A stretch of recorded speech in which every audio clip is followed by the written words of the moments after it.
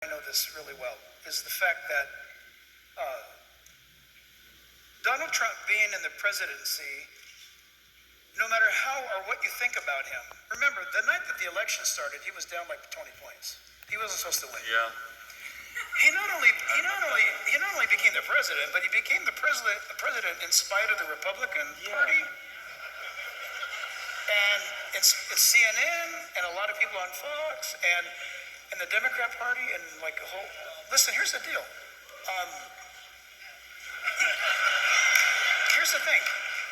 What's with Christians who can't vote? Why? What are they doing? Well, yeah, let's dive into that. But first, the guy who came down the golden escalator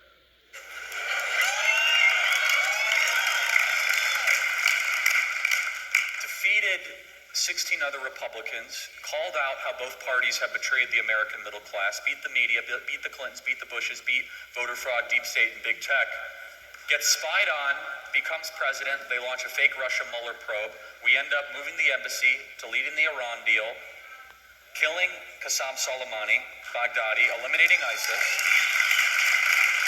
most pro-life president in American history. Wait, say it again. Most pro-life president. Most pro-life president in American history.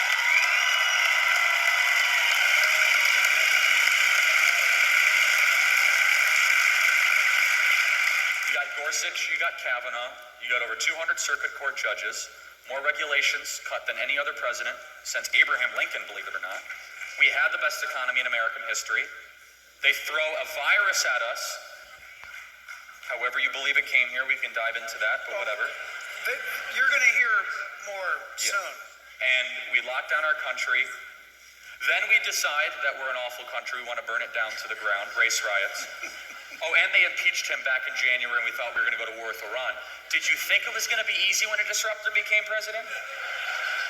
Did you think that all of a sudden that this was going to be a seamless entry into all of a sudden putting the power back to the people away from the kingdom of Washington, D.C.? No, this actually makes a lot of sense.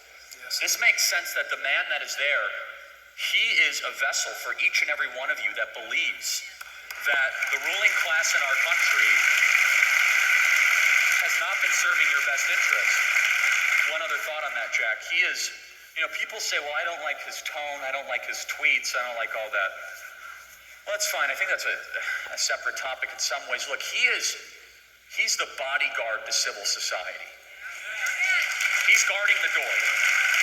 It's that simple. When you hire a bodyguard to defend your family when riots are outside, do you go and tap him on the shoulder when the bullets are flying and they're coming closer? Hey, man, can I look at your tweets? And he's like, you understand the mob's like right there, right? And I'll take care of it. Just make sure I stay here and I don't leave the door because civil society's right there. Like, I gotta stay right here in front of this door and I'm gonna make sure I hold them back. Like, can you fix your tone a little bit? It's like, did I not just mention the mob is literally right there that wants to burn everything down? So I kind of think it's a clumsy argument, to be honest with you, because we're not electing a human being. Get that out of your mind. The United States presidency is electing a worldview. It's electing an entire infrastructure of a philosophy of ideals, ideas, and how you want the government and the country to go. Donald Trump is merely a representation of civil society. Donald Trump is merely a placeholder for what is moral and what is good. And my goodness, I'll tell you what. I kind of like the fact that he punches back a little bit. I like the fact that he fights.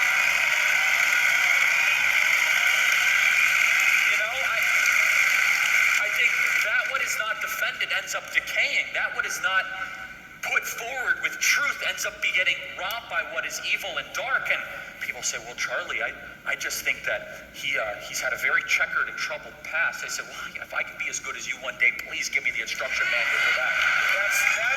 That's the big deal. People will say always, well, he's got a checkered past. Every single one of you have got a checkered past. Amen. We all do. Here's the thing. He's not the guy that he used to be. We're America. We're supposed to be so forgiving and so kind and so prone to give people a second chance, but we turn around and we go after this guy. And here's what I'd like to put out before you. Look how his kids speak and treat and their relationship with each other. Did you know, where were we? We were somewhere not too long ago where the Trump kids, did you know that the Trump kids get a call from him every day? No matter where he is in the world, he calls his kids every day. Look how they speak about their dad. And here's the cool thing. That dude's got way more stuff vested in this nation than we do. The guy owns an empire, and he's responsible for tens of thousands of employees, but his biggest treasure is his grandkids. He's got a lot going on. If I had his billions, I would not be president. Right? Your church would be a little bigger. Think about it. You would. Why would you be 74 years old and take on that job? And I'll be quiet with this. If you have any doubt about him getting the job done or who or what he stands for, look at who his enemies are. That's exactly right. So